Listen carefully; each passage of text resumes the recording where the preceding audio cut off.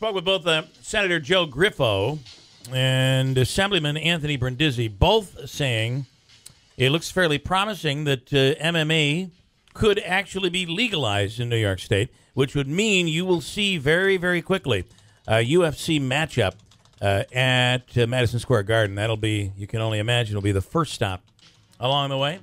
7:22 right now. On the line is the Assemblywoman that would like to put a stop to this whole thing, and that is Assemblywoman Doborah Glick. Deborah, thanks for coming on this morning.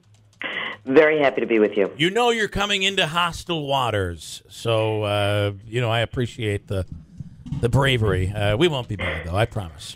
We're pulling you into the cage here. That's okay. I've been in hard fights myself. I'm sure you handle yourself quite well. And listen, you feel this should not be passed. Tell people why MMA should not be legal in New York.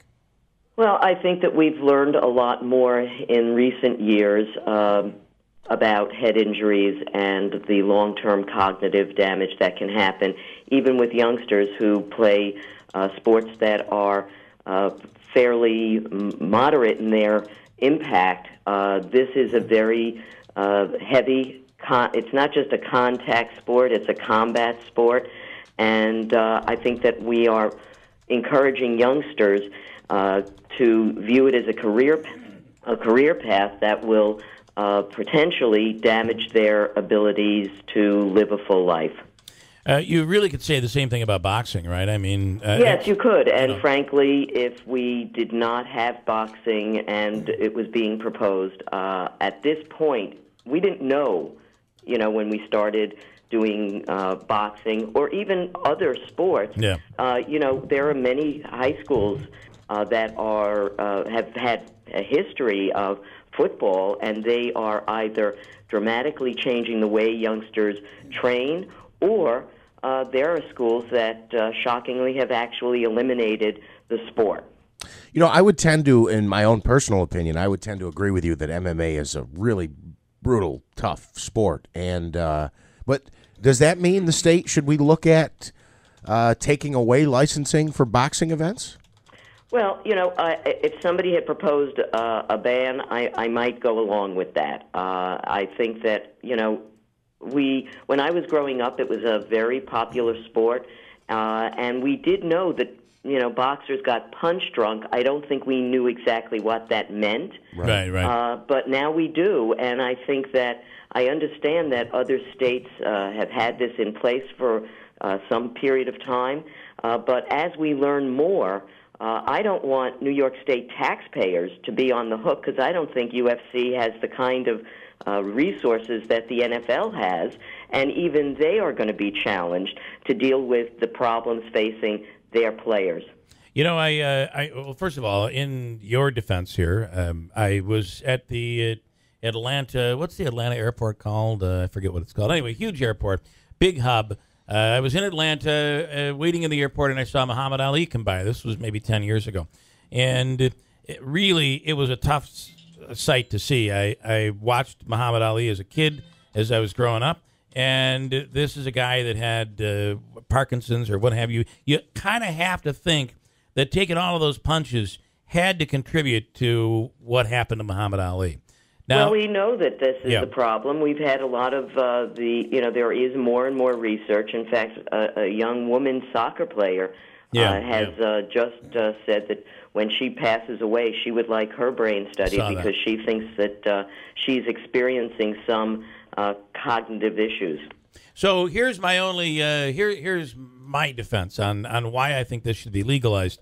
The fact is that it is, I think that the difference in the 1960s, we were telling people that smoking was okay, that there were no dangers. The companies were coming out and telling you there were studies done that smoking was not going to cause cancer. We were lied to. Today, yet people still smoke today. And I believe we have a personal choice. And knowing that you could be injured and you could get a concussion, you could have permanent brain damage, if you still want to get into this sport, then I think so be it. I think we can't protect everyone from themselves. Well, that's true, but I also think that a lot of the people who are attracted to this are very young people. We've kept raising the age of both drinking and smoking because we want people to reach a point where they recognize these dangers, and it's true. But those are addictive substances. Those are substances that people have, once they start, they have trouble stopping. Right. This is something that we're encouraging young people to think of this as a career path, and I think that at a time when we're trying to tell youngsters, you should not be bullying each other in school, that we need less violence. To do this is to essentially condone it. Kids play basketball in the schoolyard to practice. Are we going to start seeing teachers having to deal with youngsters trying to practice so that they can be the next champ at an amateur level and then at a pro level? And I think that that's just a bad message. We're sending a mixed message with mixed martial arts. I think you make a lot of great points, Assemblywoman, but I have to tell you, the argument that if they're practicing in the hall, I'm sure you have, but if you talk to a lot of these fighters, these athletes, they're some of the most disciplined, polite, gentle people. I mean, I know they do something very physical, but if you have a chance to, and I'm assuming that you have, talked to some of these folks, they're not like criminals who run around and punch people in the face at convenience stores. And I certainly would not disparage the individuals who are interested in pursuing this.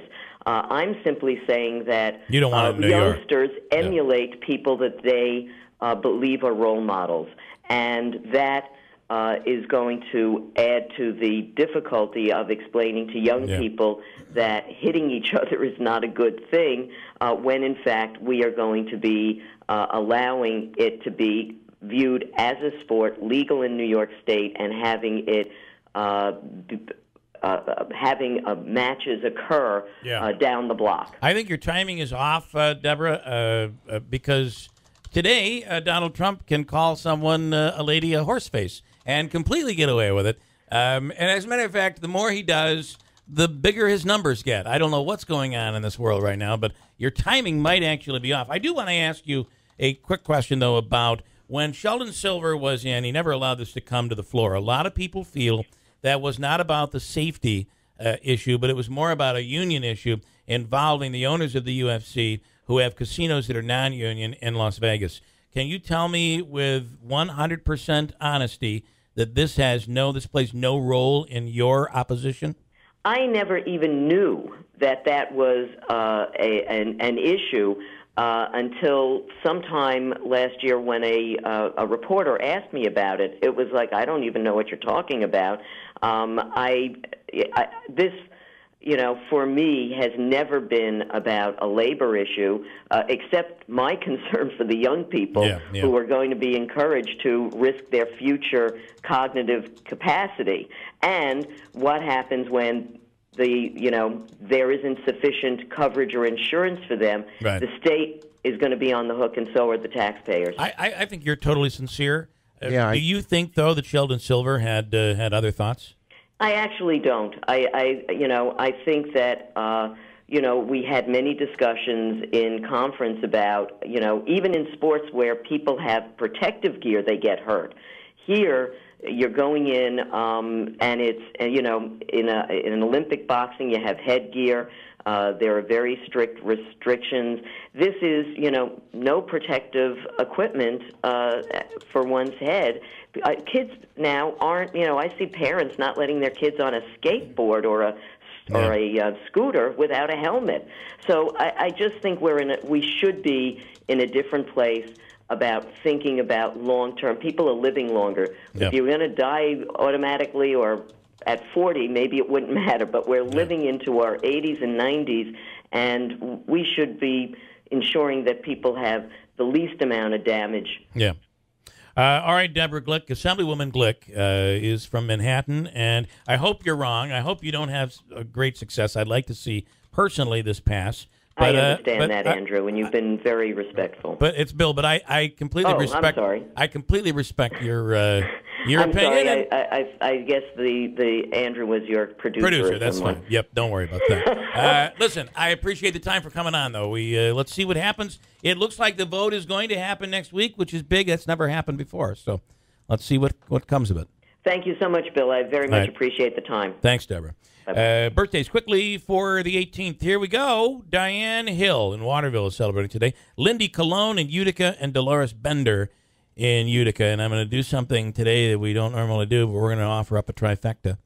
We're going to offer up the hat trick. Is it a three-cake Friday? Don't stop me. It's a three-cake Friday. Diane, Lindy, and Dolores will each receive a cake from the Florentine Pastry Shop on Bleecker Street in Utica. You can get a birthday on at our website by going to WIBX950.com, or you can send us a postcard to WIBX Birthdays, 9418 River Road, Marcy, 13403. How could I not give out 3 cakes today when in the world that we've just heard from Assemblywoman Glick, no one will ever be hurt, and that includes their feelings. We'll come back with news in 2 minutes on WIBX.